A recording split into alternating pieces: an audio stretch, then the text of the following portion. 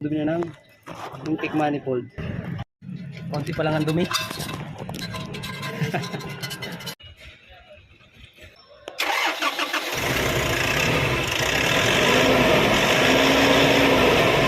So, Nissan NV350. Ang problema na to, low power. Hindi pa siya maabot ng 200. So, ang gagawin ko dito, tatanggalin ko to intake manifold saka EGR cleaning. Tatanggalin ko yan.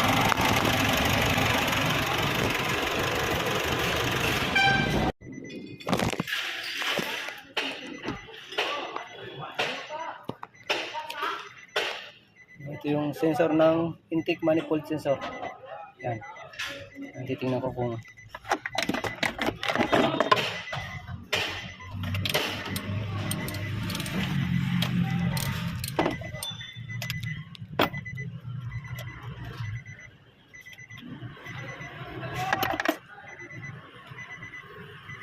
ayan o.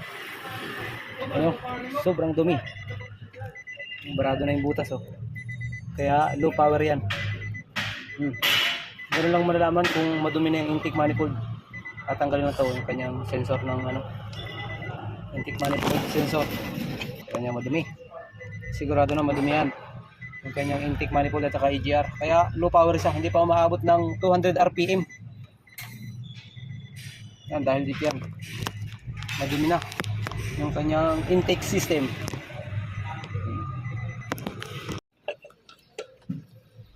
So yung EGR nyo, kapal na yung kanyang carbon.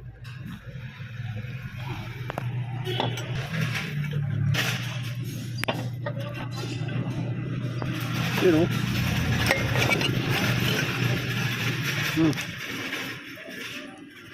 Diba?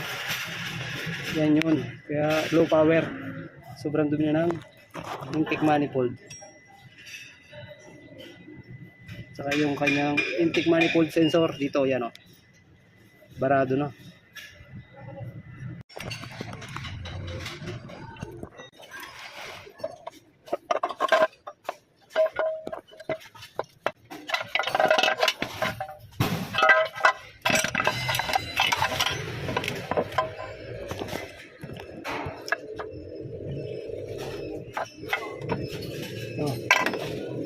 Kung gaano kadumi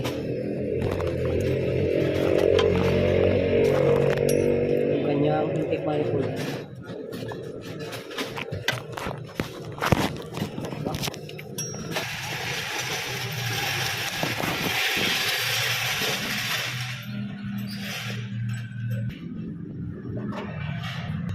Kapal na ng carbon deposit, malakas konsumo ng krudo pag ganyang kadumi.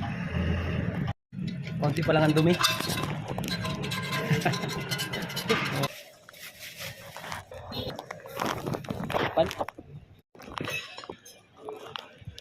Ano, nalinisan ko na.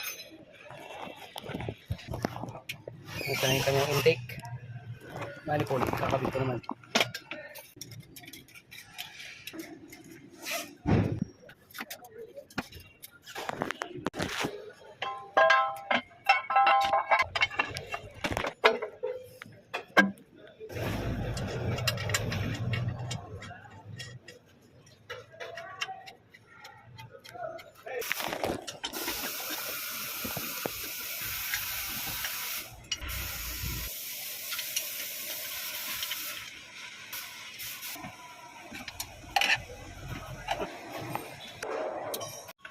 Ganito siya pag malinis.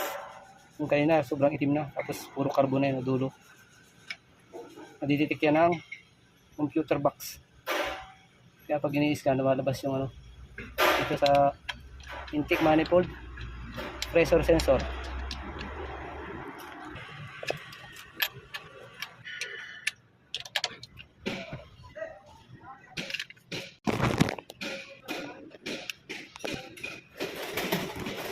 Yan, nakabit na. Start natin, titistingin natin kung low power tayo. Start. Okay.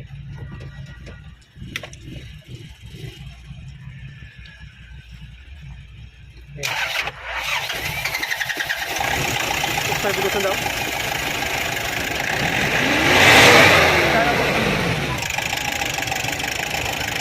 na. Ay, bulusin na po. Akas na.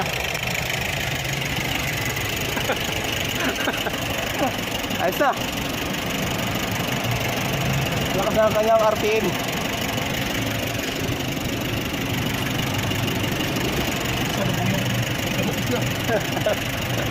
Hindi na ang problema, madumi ang intake manifold at saka PGR.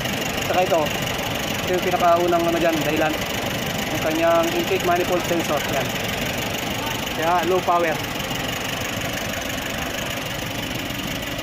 Ayos na.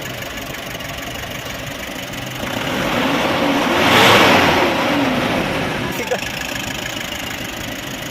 Patay mo ulit, boss. Okay. Ayos na. Okay.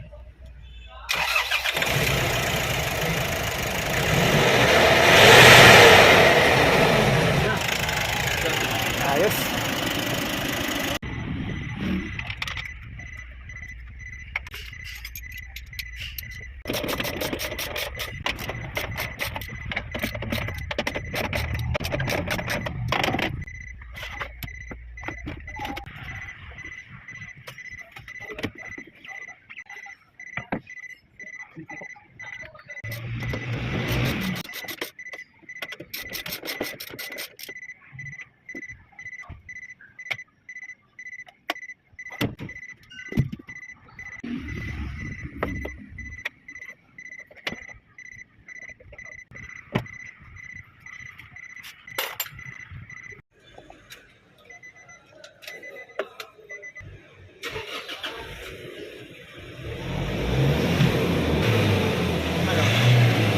Oh, ayos na oh.